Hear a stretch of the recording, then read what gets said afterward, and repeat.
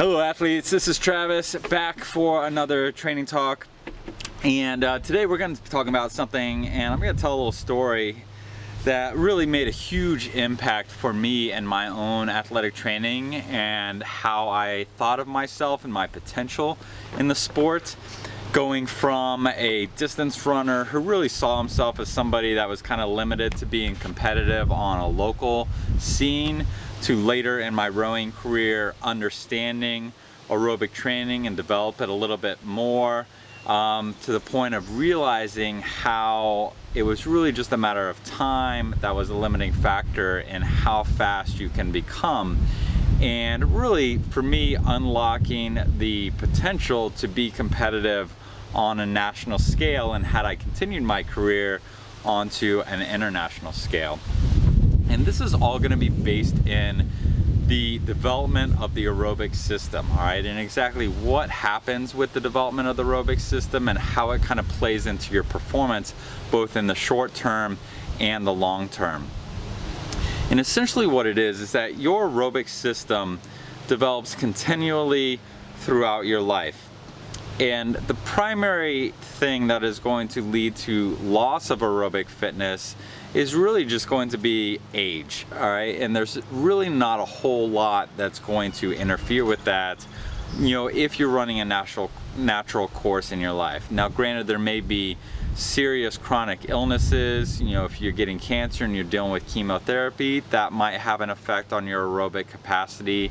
But having gone through stage 4 lymphoma and the chemotherapy for that, and having been able to come back, you know, to be an aerobically strong athlete, I would say even that, you know, cannot put a severe limitation on what your aerobic abilities are.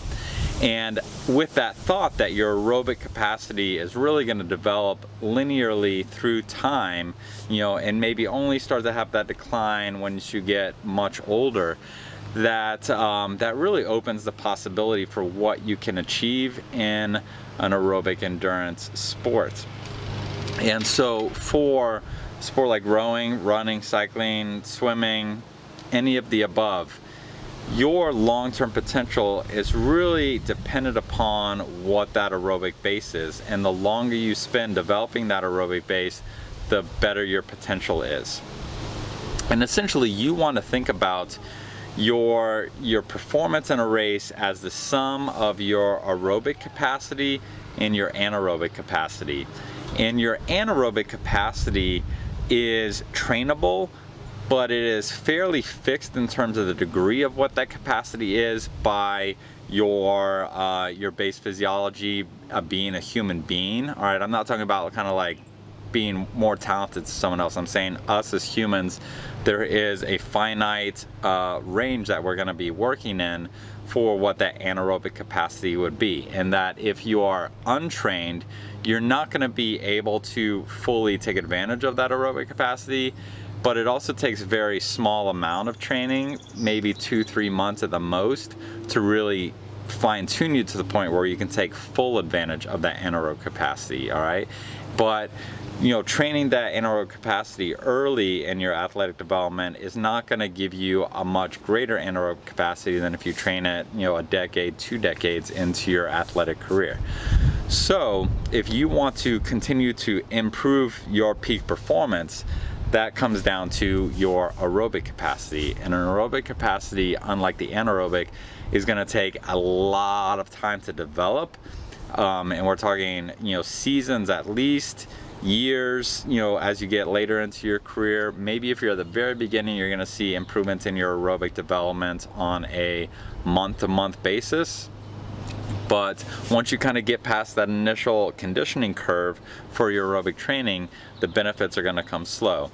And so the best analogy I can give you guys to kind of understand the aerobic and anaerobic contributions to your performance is take any person and think about how high they can jump. All right, and so let's say you're doing maybe one of those old gym tests where you have the little levers on the wall and you jump and you see how high you can hit that lever. So if you train really, really hard, obviously you're going to be able to jump higher to hit that lever. And that kind of training is going to be your anaerobic capacity, all right? And so your ability to go from kind of just no training and jumping and hitting wherever you hit to really training that jump and getting maybe a little bit higher. But by the fact that you are human and you are limited, and there's no humans that are 10, 15, 20 feet tall, you're going to be limited within a certain range of exactly how far you can jump, you know, with however much training that you can do, all right? And so, you know, if you take someone who's 6 foot tall, there's no amount of training that you're going to do to get that person to where they can jump and touch something that's 15 feet up in the air.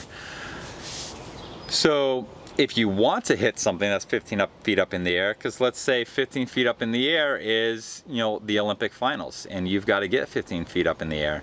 So what you do is you raise the platform from which you're jumping. And so somebody with a completely undeveloped aerobic capacity is just going to be jumping from the ground.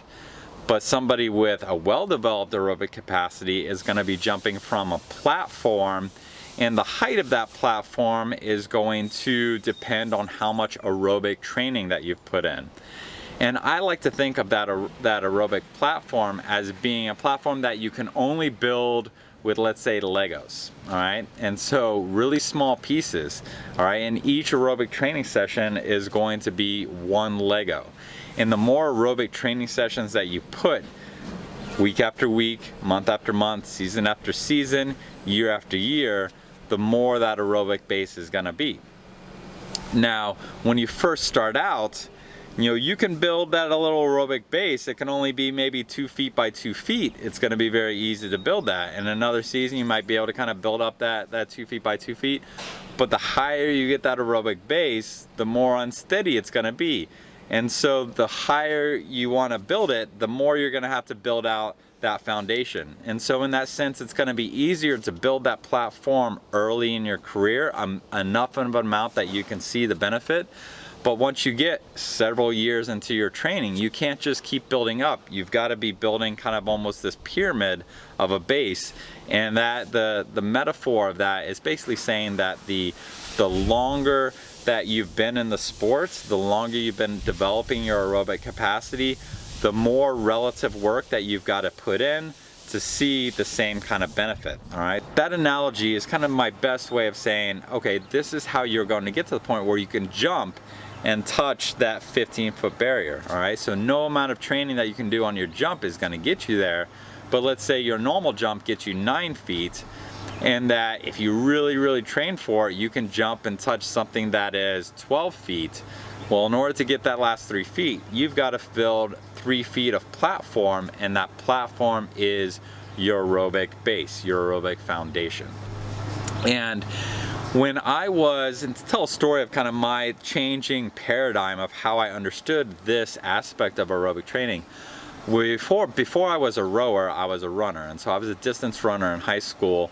I ran cross country and track, and I primarily did the mile and track, a little bit of 2 mile, a little bit of 800 meter. But cross country, as I was running cross country, I ended up with a PR, I think it was 16:44 for 3 miles. So it came out to about 17:20, 17:25 for 5K. And I was the fastest athlete in my high school, but you know, I looked around obviously, and that's not even a regionally competitive time, much less a state competitive time. And I would see these guys that are running 16-minute, sub 16-minute, even 15-minute 5Ks at the state level and below. And those people just blew my mind, because I knew I was working as hard as I could within the training program that my coach had given me, and that there wasn't, you know, certainly there were races where I felt like, oh, I could have given a little bit more on that, but not 2 minutes more worth of speed.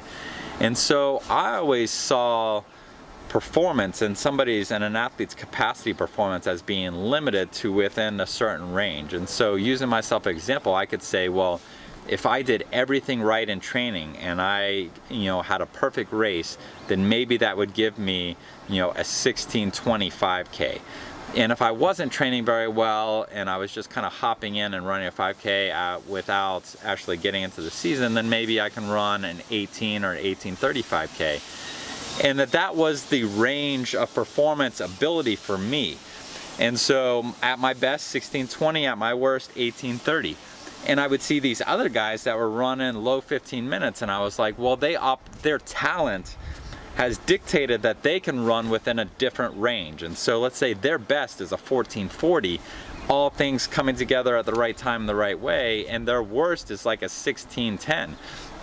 And so I really saw people kind of existing within this realm of performance based on this mysterious idea of talent. And it wasn't until I understood how aerobic capacity is developed and the time component and the work component that goes into building what is essentially talent, is that ingrained aerobic capacity. And as I understand it now, I see kind of this idea of talent, especially which we talk about a lot with young athletes. You know, a talented young athlete in high school is probably simply an athlete that has lived a much more active lifestyle in the years leading up to that point. So in the 15 years of their life leading up to there, they've probably spent more time playing outside. You know, they've probably had siblings that have been chasing them around or that they've been chasing.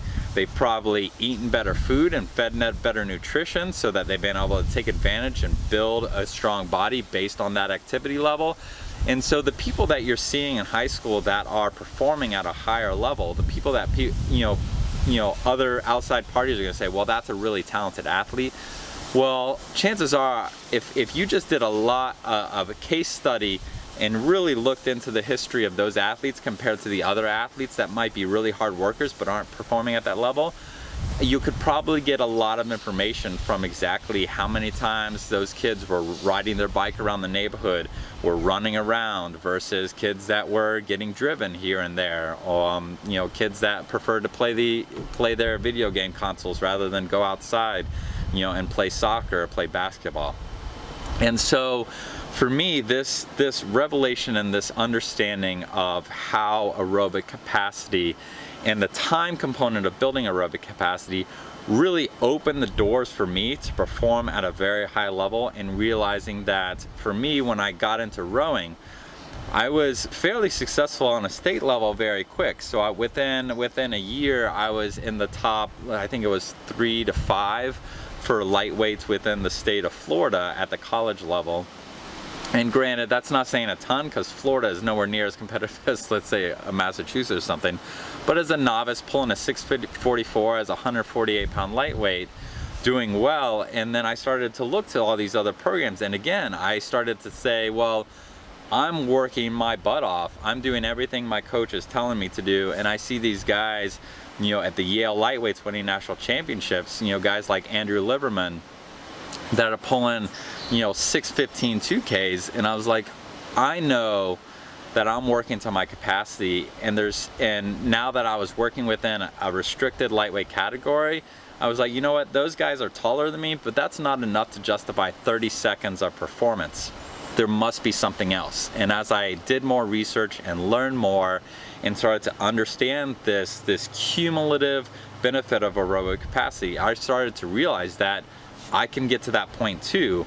I've just got to put in that time and put in that work to develop that aerobic capacity to get to that level of performance. And then with that understanding, I was able to dive into my training, and over the following years was able to get to the point where I was winning intermediate, senior level national championships at club nationals, winning Canadian Henley in the U23.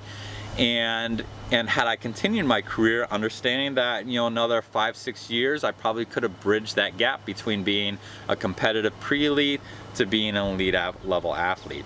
And now my career sidetracked, and so I shifted my focus more to coaching. But just that understanding of the process, and really for me, taking off the limitations that I had put on myself, and believing that I was limited by my talent in terms of what the peak of my performance was. And so for you guys out there that are either young or earlier in your career or developing your career, and you're hearing all these people talk about, do more steady state, do more steady state. Well, that's the reason that they're saying that, and it's the reason that they're advocating, because chances are, once they really started to put in that time and develop that aerobic capacity for themselves, it started to build that platform from which they were able to jump and get higher and higher, you know. And so no amount of, you know, if you have someone that's just busting their ass and they're pulling a 620, 625 2K, and they're doing that all on a lot of anaerobic training, which is typical. Like if you get a good, skilled, hard-working, heavyweight athlete and you're just giving them tons of anaerobic work, chances are they're going to peak out around that 620 point. That it's not going to be until that athlete starts to develop a really good aerobic foundation and aerobic capacity that they're going to start to get to the 610, the 6 minute, definitely the 550, the 540 range, right? That takes a lot of aerobic foundation to build on and to add that anaerobic capacity when it comes to race day. In the last kind of section of this discussion, the last parting thoughts is that I think a big issue that coaches and athletes have in the sport is being able to understand that you do not have to be training anaerobic capacity on a regular basis. All right, so as I said before in the beginning of the video, anaerobic capacity is very easy to train and very easy to max out. All right, it only takes about 2 to 3 months of developing the capacity and then fine-tuning the capacity to really be performing at your peak anaerobic potential. All right, and you can do that at any time, but anytime you are not training anaerobically, that capacity drops very quickly. All right, and so that your performance is really dictated, you know, by your aerobic ability. And then building on that, in order to train your aerobic capacity in the most effective way, you need to eliminate the majority of your anaerobic training. All right, so you can't train anaerobic and aerobic effectively at the same time.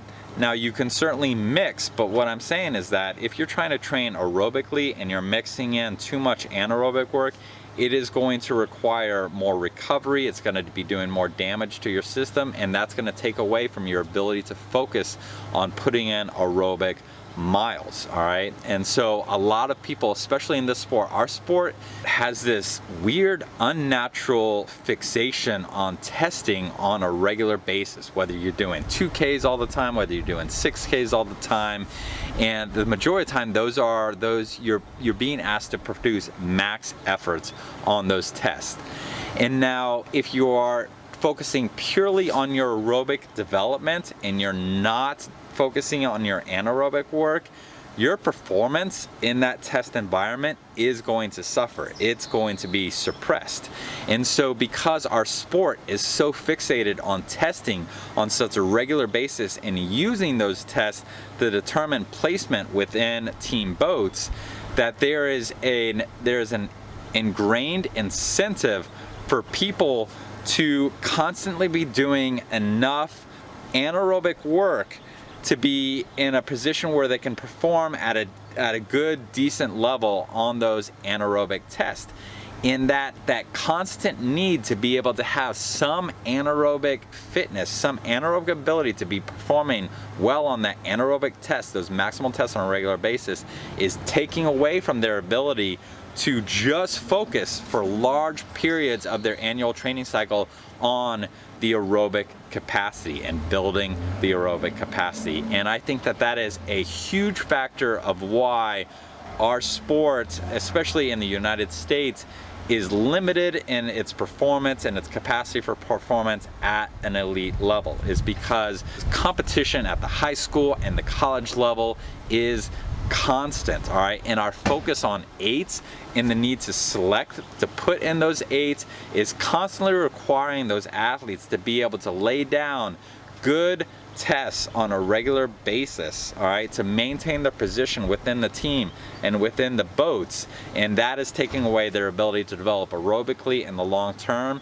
And once those guys are getting into their late 20s, their early and late 30s, that they are not in a position where they can withstand competition from an athlete from another country that has not had that need to constantly be on a competitive edge and has been able to spend significant amounts of their annual cycle just developing their aerobic capacity. And a good example is that they've never come out and really explicitly said this, but you know, I see a lot watching Maddie Drysdale training for the single and going through the selection process for the single, and over the years getting more and more kind of competition from kind of young upstart athletes. And there's hints that you can see, while he's talking about his training and talking about where he's planning his peak within the training, and how the testing and the selection protocols interfere with that performance and interfere with his plans to peak at the Olympics during that year.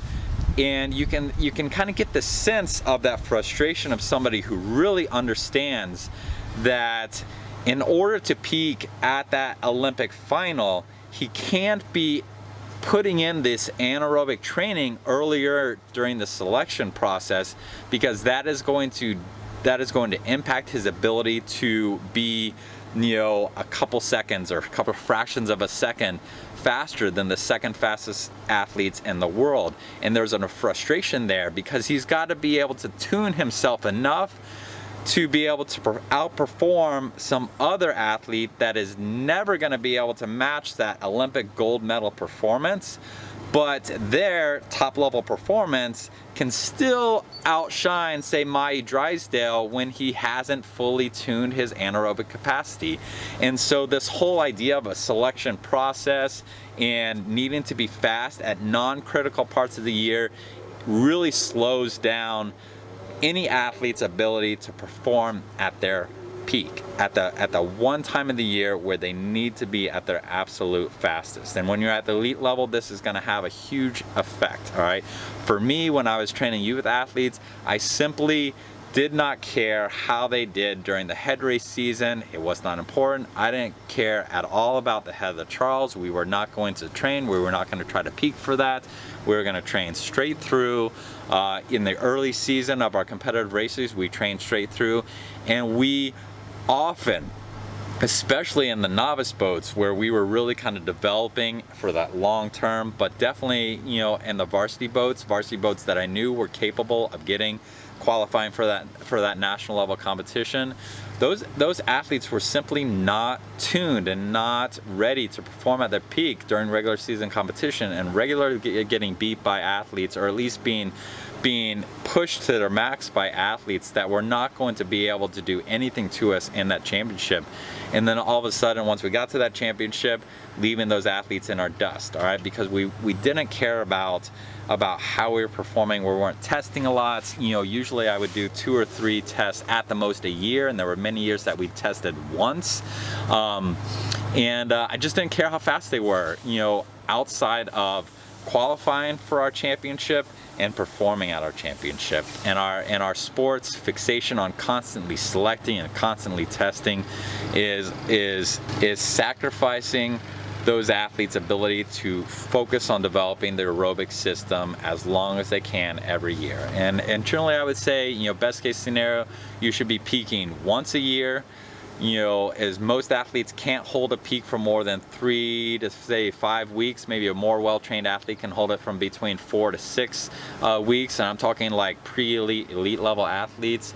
But you really are not going to be able to peak and then hold that peak for much more than 3 or 4 weeks if you're a nationally competitive youth athlete. And if you're trying to peak twice in a year, Heather Charles Youth National Championship, or Heather Charles in the NCAAs, then that's going to take away your ability to focus on developing your aerobic system for 9 months out of the year, and then shifting just 3 months in to build up to that one peak. All right, so I'm a big advocate for peaking once a year.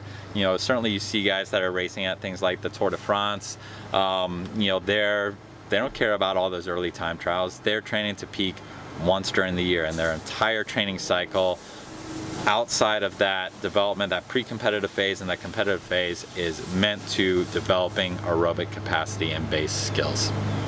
So that's my talk about understanding aerobic development and why it's important, with a little bit of tangent upon what our sport and what our coaches often get wrong with developing their athletes and their athletes' aerobic capacity and the potential to perform in the long term. So I hope that was helpful for you guys and can kind of help inform, make you a little bit more comfortable with sacrificing some of that early season speed for that late season performance. If you have comments or questions, shoot them down below. Subscribe if you like this and you want more videos like this. Hit the like if you found this video helpful, and share it if you think it could be helpful for other people that you know. And that is me. This is Travis signing off. Thanks, guys.